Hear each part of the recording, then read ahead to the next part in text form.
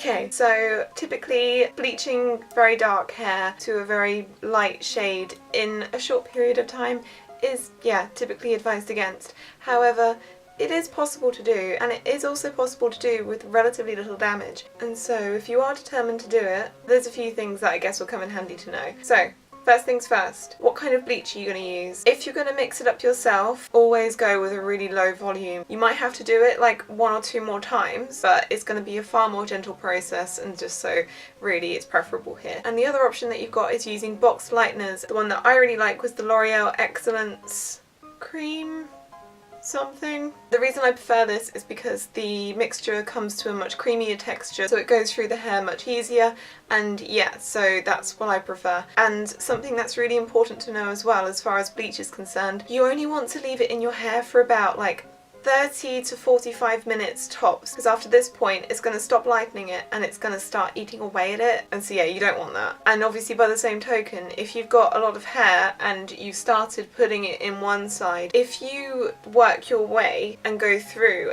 by the time that you've got to this side, this is going to have been in already for quite a long time. So yeah, perhaps maybe consider doing it in sections. It is probably more advisable, and you'll also be much more likely to get it in an even colour if you perhaps have a lot of hair to work with. And then once you decided what kind of product that you're going to use, you need to do a skin test. And even if you've used this product before, it's always advisable to do a skin test, because you can just develop allergies and stuff, and it's just always better to be safe than sorry, especially considering that you're putting this near your face and it could go really badly if you end up being allergic to something. So yeah, always do the skin test, and of course if you are unsure in any way, just seek a professional's advice. Right, so now onto the application. Always start from the tips up, and perhaps maybe concentrate it in the middle parts more, because these parts are most likely going to be the hardest to take, whereas the higher up you get, particularly your scalp, it's going to take really, really quickly because it's just so close to the heat and because it's such new hair. And so when you do eventually get to your scalp, kind of keep it like a half a centimetre to maybe a centimetre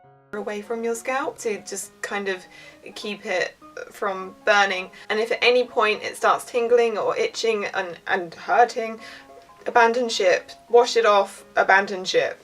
Okay, so assuming that you're coming from the darkest end of the scale, your hair is going to go from brown to a kind of lighter orangey brown, and then it's going to go to a yellowish kind of colour, and it will then go to a pale yellow and white. Don't push it past the pale yellow stage, never push it past the pale yellow stage. If you really want your hair to get to like a really platinum colour, it's completely possible to neutralise any kind of paleness and also brassiness too.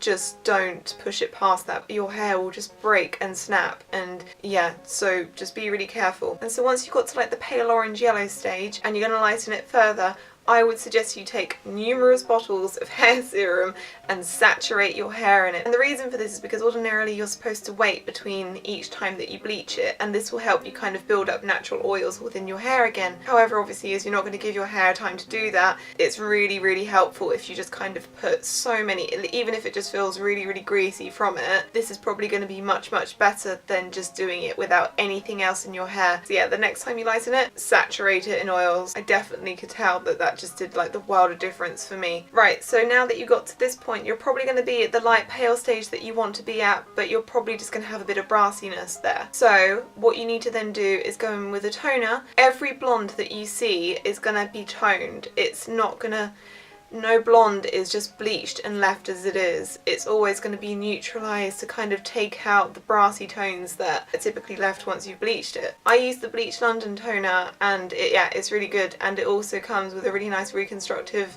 something. I always forget what it's called. Anyway, it comes with a really nice conditioner, but there are other options available to you. That's just what I used. And you could also go in with a blonde dye, but I think this would probably be more damaging, so I would perhaps suggest using just a toner. Once you've done that, you're pretty much set. You've got the colour that you want. Now you're in the stage of recovery, and this basically means getting in shampoos and conditioners which are going to be gentle on your hair, and also, most importantly, and I cannot underestimate the importance of this enough, deep condition it. Deep condition condition it every single time that you wash it, and also try not to wash it too much, but every single time that you do, deep condition it. Once you've done that, you are basically done. Just keep it up with the hair serums and the deep conditioning. Like a month or so afterwards, you'll have to deep condition it, much less, and yeah, then you'll basically be fine. I think it's been about 1 or 2 months since I've done my hair now, and as you can see, it's not damaged, and I haven't even like had a cut yet, so technically by all rights I should have a lot of split ends, but fortunately all these things that I did have worked wonders. So yeah,